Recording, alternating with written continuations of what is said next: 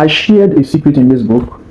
I said, just as water becomes stagnant when it stops flowing, so does your money when it is hoarded. You are not a keeper of coins. That is, you are not a keeper of money. You are a cultivator of capital. So I was talking about the law of sowing, the law of planting, the law of the soil. I said something again. I said, money is not a pool to stare at, but a seed to plant. This is very powerful.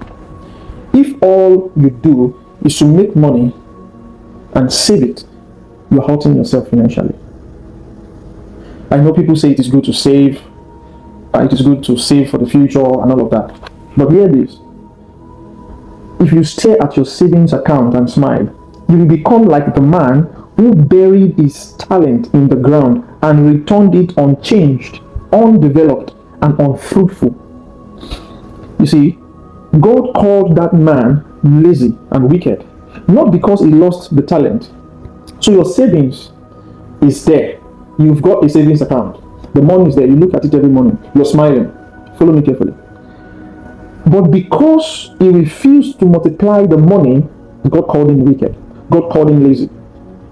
Now, if you think about this for a moment, it tells you that wealth is not predicated on what you save. Wealth is not predicated on looking at your savings and smiling at it. You're feeling good. Oh, you have $10,000, you have $5,000, and you're happy that you have something. No, that's the wrong posture for wealth. Follow me carefully. So I said, ask yourself, which seeds have you planted that can grow without you? You see, having money is different from being wealthy. So now I'm talking about being wealthy, because money finishes, but wealth does not finish. Wealth is the status of having something that works for you in your absence. So wealth is not quantitative. Wealth is qualitative. It's a quality. It's a state. It's a status. So it's a situation. You must be in that situation. It's an entity. You must occupy that entity. So have you got that thing that is capable of bringing you money, income, profits, even when you are asleep? If you don't have it, you cannot be wealthy. Because work cannot make you wealthy. No amount of work can make you wealthy. No amount of shifts, no amount of sales by yourself can make you wealthy. Wealth does not obey hard work. It obeys systems of principle. Follow me carefully. I said, imagine your financial life as a house with 4 windows. Each window symbolizing a system of flow, determining how money enters, how money circulates, and how money exits your life. I don't want to talk about these windows. You have to buy the book to understand the windows and apply them to your life. But what I'm saying is, you cannot be wealthy because you have savings. Because you are saving for a purpose. When you save, the purpose for which you are saving will arrive. Hence, you take that money and use it for that purpose. Then the money vanishes. But true wealth comes from systems, from principles.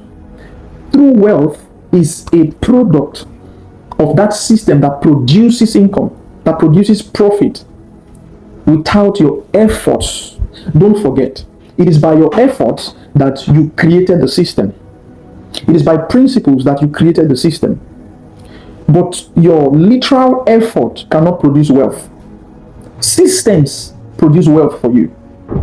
Why did I say your literal effort cannot produce wealth? There is no amount. If you were a shoemaker, how many shoes would you make to have $1 billion? If you were a teacher, how many students or for how many months or years would you teach to have $10 billion? You see, if you were to teach and teach and teach to make $10 billion, you may have to die in the process because the body needs rest. If you look at the real wealthy men, they work less, but systems work for them.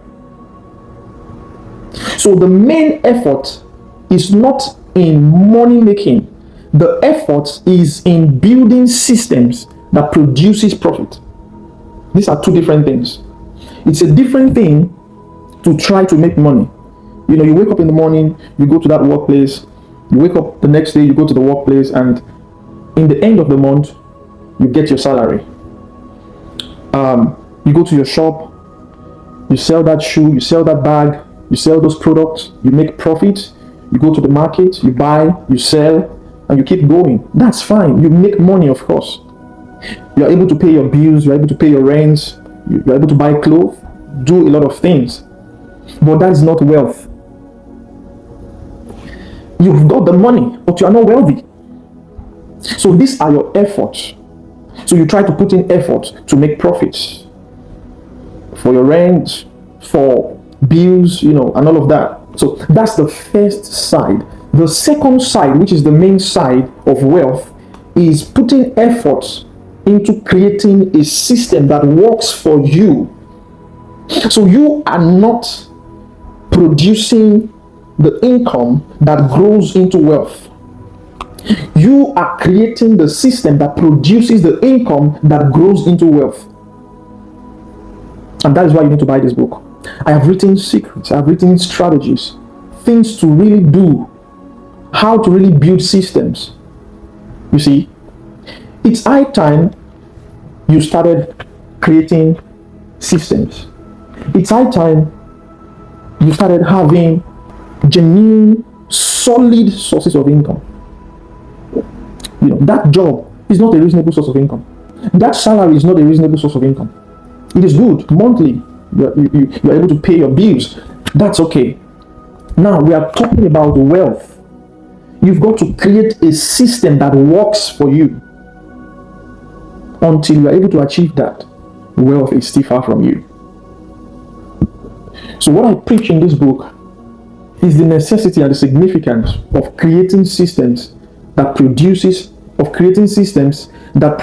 profits for you, systems that produces income.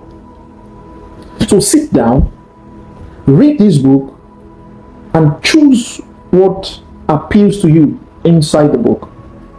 Apply that thing. Think of that system. Think of that framework that will produce profit for you even when you are sleeping. That is how to be wealthy. There has to be a system that continues to produce money, no matter how small. No matter how small. So it is not about the size, it's about the consistency of the profit. So if you are able to create a system, a framework, an entity that brings profit for you even when you are asleep. I've got examples here in this book, many examples, and I've got real life billionaires, real life wealthy people and their strategies, what they did, how they got to where they are today. If you try to work hard to be wealthy, your body will crash because your body cannot produce wealth. Your strength cannot produce wealth. The substance of wealth comes from your mind, creativity, the establishment of systems, the establishment of strategies, the establishment of frameworks. So have that one thing that brings money for you even when you are asleep. That is how to be wealthy. That is just how to be wealthy. Think and think and think. So the rigor, the effort, the hard work is in the thinking. And that's why there's a book, Think and Grow Rich. It didn't say work and grow rich. So the hard work, the rigor is not trying to make money. The rigor, the hard work is not trying to be wealthy. The hard work is creating a system that will produce profit for you, even when you are idle. And being idle, I mean you are not working on the spot, but you are the brain behind that system. You brainstorm, you think, you pray, you strategize, you learn, you grow in knowledge, because that is how to fuel the system you must have developed. That is the secret of wealth. And that is how the wealthy are wealthy. That is what they do. A 9 a.m. to 5 p.m. job cannot give you wealth. Mere buying and selling might not give you wealth. Because how many books do you want to sell in that shop to make $10 billion? How many clothes would you sell in that store to make $10 billion? Of course, you're going to make money. But here we are talking about wealth. Are you able to wake up one day and give out $10 million to help a community? Or are you that person that finds it painful when you give out 10,000 naira or $10? So you give out $10 and you are feeling bad. You have a long way to go. So what I'm saying is, create a system that creates profits for you even when you are asleep. And that is how to be wealthy. There's no shortcut. That is the means through which you can grow financially.